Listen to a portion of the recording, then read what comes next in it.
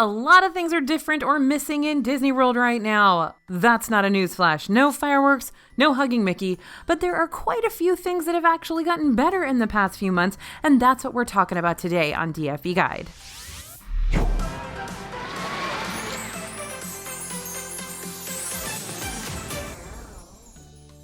Hey everybody, it's AJ for Disney Food Blog. All right, if you're going to Disney World in 2020, it is just as complicated as the year itself. When so many quintessential parts of a Disney trip are on hold or different, you might be thinking your vacation could be a total disappointment. But there are some surprising things that have actually gotten better in Disney World in 2020. So let's get that positivity flowing. We're going to let you know what's improved. All right, we're Disney Food Blog, so let's start with restaurants and dining. With fewer restaurants open than normal and limited capacities, you might be surprised to hear that dining in Disney World has actually gotten a whole lot better in a lot of ways. The advanced dining reservation booking window has been reduced from 180 days in advance to just 60, meaning you don't need to know where you want to eat and make a reservation 6 months in advance anymore.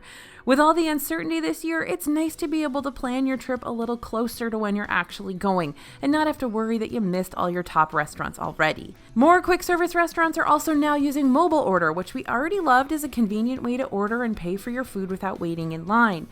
You also can get some of your favorite table service meals to go now that Disney's rolled out mobile order to go for sit-down meals like Sanaa at Animal Kingdom Lodge. They've also introduced the walk-up wait list, so you can check right in the My Disney Experience app if a nearby restaurant has an open table right now. Now, remember, this is an interesting kind of add-on to the walk-up wait list. Some lounges, bars and lounges that never had reservations before have been added to the walk-up wait list, and once in a while we are asked to use the walk-up wait list rather than just sort of go into the lounge. So if things are busy, they may make you use that walk-up wait list, so that could be a little bit of a negative to the experience and that walk-up wait list addition, but just heads up, if you're going to Nomad Lounge or something like that, you may need to use that walk-up wait list on your My Disney Experience app. So just be aware of it and know how to use it if you need to. Now, restaurants are operating at limited capacity, which means you definitely want to make a reservation, but it also means that things will be quieter and you have a little extra space between you and the next table. Often Disney packs their restaurants, meaning you can have another table right on top of you, which is not ideal for a relaxing, quiet dinner. You guys know I hate that. It's one of my least favorite things about dining in Disney World is being right next to people. I know I've already talked about it this week on the channel, so you know it makes a huge difference for me when I go dine at a restaurant in Disney World to have space. Now, if you prefer to dine outside, since it's considered a bit safer than dining inside by healthcare authorities, you've got options in every park and in Disney Springs. And we've even made an infographic to help you keep track of the best. We'll link it in the description below.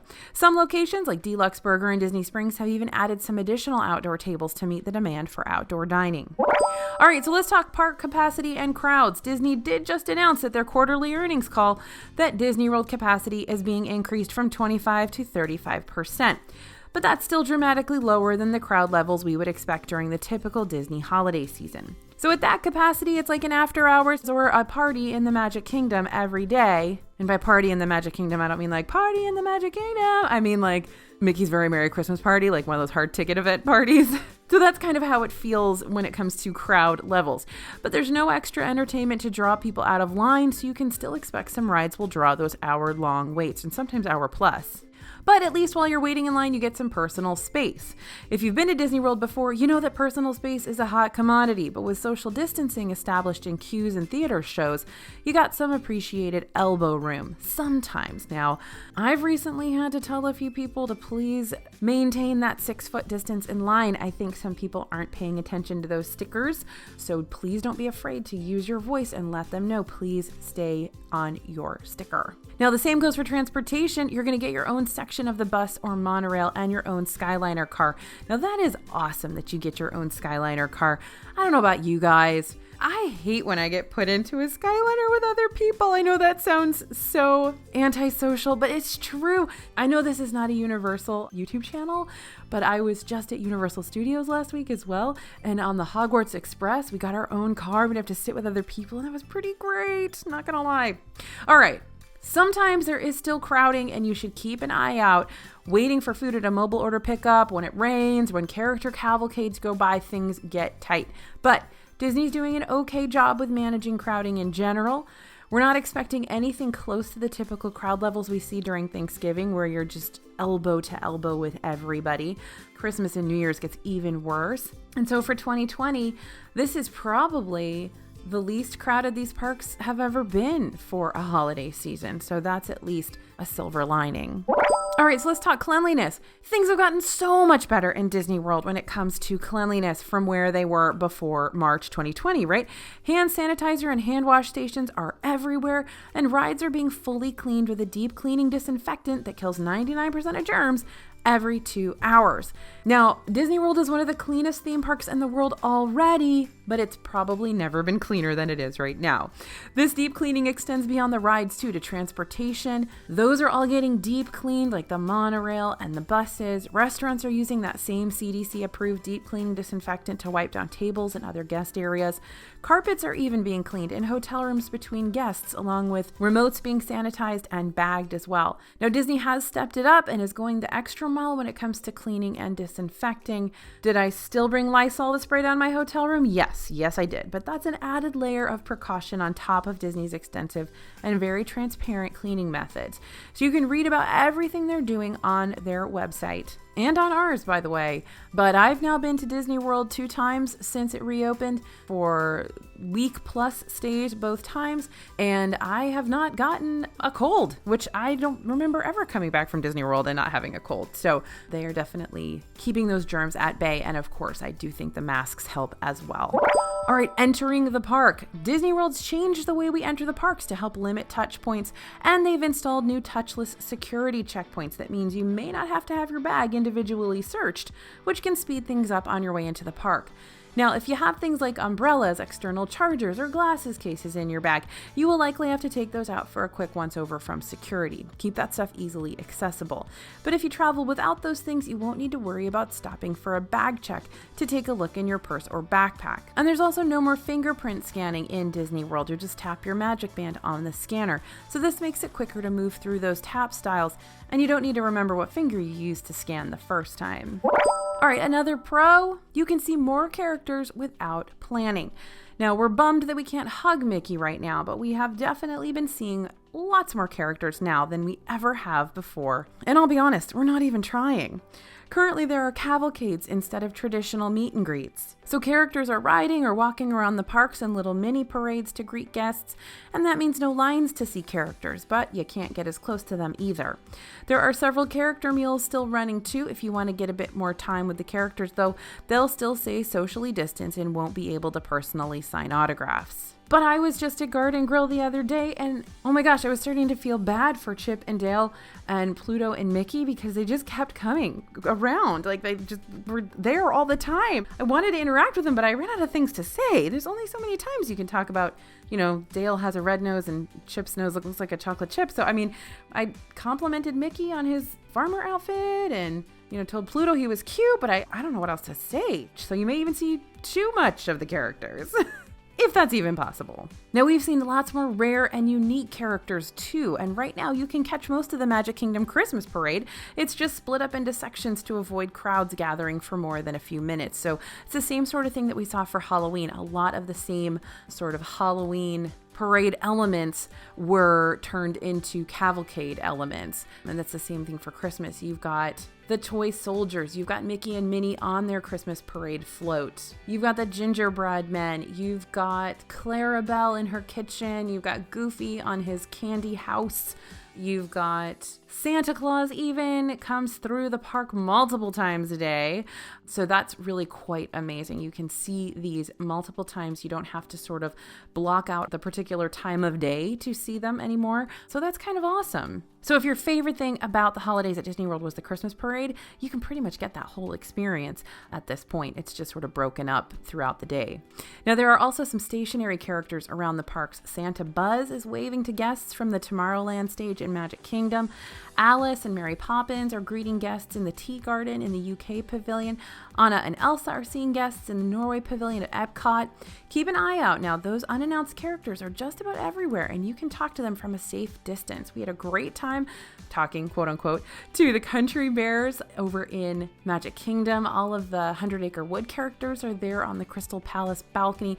There's a lot of characters. If you guys are just wandering around, you're definitely going to see them. All right, another big improvement over the last few months, a few fan favorite dishes have returned. More and more of our favorite Disney World meals are coming back to menus every day, and some are even moving locations if their traditional spot hasn't reopened yet. So this is great news, especially for us here at DFB. It broke our hearts that the parks were open and we couldn't get our favorites. So the delicious Cheshire Cat Tail that is typically found at Cheshire Cafe is now going to be over at Cosmic Rays and the Lunching Pad in Magic Kingdom. And those awesome stuffed pretzels have also returned to the Lunching Pad and a few other locations around the parks. The Num Num cookies, those giant chocolate chip cookies, are finally back in Hollywood Studios at the market. And California Grill has gotten one of its star appetizers back. The goat cheese ravioli is back on the menu finally after its teeny tiny hiatus for the first time since the restaurant originally opened back in the 70s. So this thing's been around forever and I'm so glad it's back. And you know I got it. You know that's like the one thing I got at California Grill when I was there last week. And there are still a few snacks that we're waiting to see return though, like that divisive popcorn in Galaxy's Edge. But for the most part, some of the best Disney treats are back and available, and we're hearing that more are going to come back as well. All right, another silver lining here. Construction is continuing. So with the park closures came worries of construction delays and projects being scrapped completely. While it does seem that some projects are on hold or canceled, after all, the Spaceship Earth refurb has been put on hold for now. Thank goodness we get to actually ride Spaceship Earth some more. The Reflections Resort is questionable. That Mary Poppins attraction in Epcot has sort of been quietly taken off the table for a while, but many more are still on track. Remy's Ratatouille Adventure in Epcot's France Pavilion now has its marquee. The Tron coaster in Magic Kingdom is still hitting milestones. Guardian of the Galaxy Cosmic Rewind is still slated to open next year in Epcot. The Polynesian Village Resort is making some big moves in the refurb of the resort's entrance, which should be completed by next summer. And there are plenty of smaller projects happening around Disney World too, like the new paint schemes on the Magic Kingdom and Disney World entrance signs that will usher in the 50th anniversary. Oh yeah, and Space 220 in Epcot is inching closer to finished, though we're still waiting for an opening date a full year after the restaurant was first expected to open. So while there have definitely been some delays and the timeline of future construction projects are a bit up in the air, things are still moving along in anticipation of Disney World's 50th in 2021. By the way, if you want park passes for the 50th anniversary, which is October 1st, get them now, you guys, because that day is starting to sell out, believe it or not. All right, speaking of park passes and park hours are being extended. So that's a little bit of an improvement compared to a few months ago. One of the biggest bummers when Disney World first reopened was the extremely short park hours. At first, each park was only open for a max of 10 hours per day, which is not really a lot of time when you factor in meals, wait times, midday breaks, and transportation times. But Disney's been meeting increasing crowd levels with extended park hours. It seems like every other day we're reporting more extended park hours, particularly around the holidays. So this is great news for those of you traveling between now and the end of the year. You'll likely end up with more time in the parks, though you'll want to keep an eye on things so you know when those hours are extended, and if you can head over to the parks even earlier than you anticipated. Over on Disney Food Blog, we actually have a page that keeps track of all of the park hours and park pass information as well, so you can keep checking on that. We'll go ahead and link it in the description for you. Oh, and we also cover all of those updates in our DFB newsletter, which is totally free to sign up for. You'll get all the updates right in your inbox. You won't have to worry about going and searching for them. And we've got a link to that sign up in the description below this video as well. All right, another positive, discounts are being announced. So if you're looking to travel to Disney World in 2021, good news. Disney's dropped some great discounts for the beginning of the year through April. The Disney dining plan may be on hold, so no free dining this coming January and February, AFAIK, but you can save up to 40% on hotel rooms right now, which is pretty cool. For most nights, January 3rd through April 17th, 2021, all guests can save up to 35% off rooms. The more expensive the room is, the more you're going to save. That's just how it works. And annual pass holders can save up to 40% off rooms. So if you want to make sure you're getting the best deal and staying on top of any new discounts, We always recommend booking your Disney trip through a travel agent because they're going to be able to keep an eye on all of those changes that are coming every single day.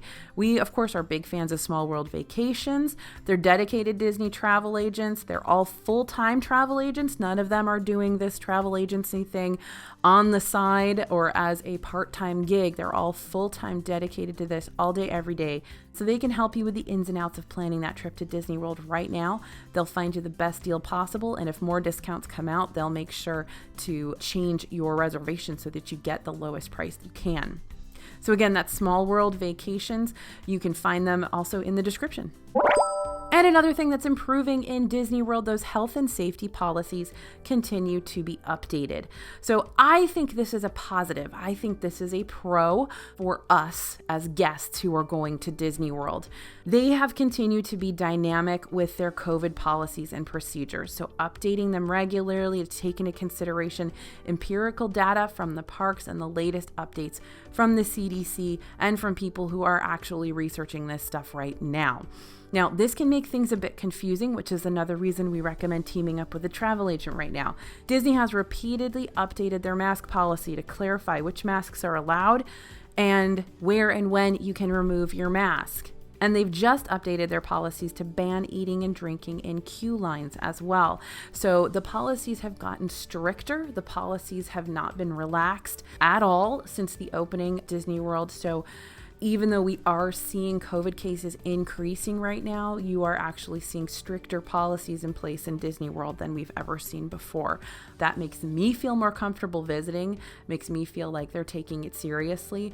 And they have stated on signage that if people are belligerent or are not following those mask policies, they will be asked to leave and or escorted out. And I've spoken to many Disney cast members who have told me that that happens every single day, that people are actually asked to leave and are escorted out if they are not wearing their mask appropriately. I don't think Disney is taking this lightly. They understand the health challenges and the negative repercussions that can happen if anybody is at risk at Disney World. And so they are making sure that that's taken very, very seriously. Now, as we learn more about COVID and case numbers change throughout the country, it's extremely important to stay dynamic when it comes to policies and guidelines, not just stick to your first initial policies, because we know a lot more about this disease now than we did in March or April or even in July when Disney World reopened. And so they are definitely staying up to date with the latest recommendations, which I think is pretty great. Now, things may be different, but that doesn't mean things are bad or unenjoyable. We're definitely loving the enhanced cleaning procedures and the social distancing in the parks, along with the flexibility that's come to Disney World restaurants. Things may take a little more preparation, and you'll want to pack plenty of backup masks, but overall, we are seeing some things that are better. We are seeing some silver linings from what we saw originally. So we wanted to definitely share those with you today. Now, I want you to stay tuned. I'm going to be talking about some very specific things that I have experienced this past 2 weeks when I was in Disney World. Some very detailed tips, personal information that I think is important for you to know if you're headed to Disney World, and a lot of things that I didn't even know. So hopefully that's going to help you. We've got that video coming up either later this week or next week. So stay tuned because it's not all good. There are some negatives that I want to talk about, but right now we are seeing some positives as well. So hope that this video shared those improvements with you clearly. You know, we always want to keep it very, very honest with you here at DFB. We want to share the pros, we want to share the cons, and we want to give you all the positives and negatives you need to make the best choices for your family and for your trip and your vacation. So stick with us. We got a lot more videos coming up along these lines. Thank you guys for listening and thanks for watching. As always, this is AJ for Disney Food Blog, and we'll see you real soon.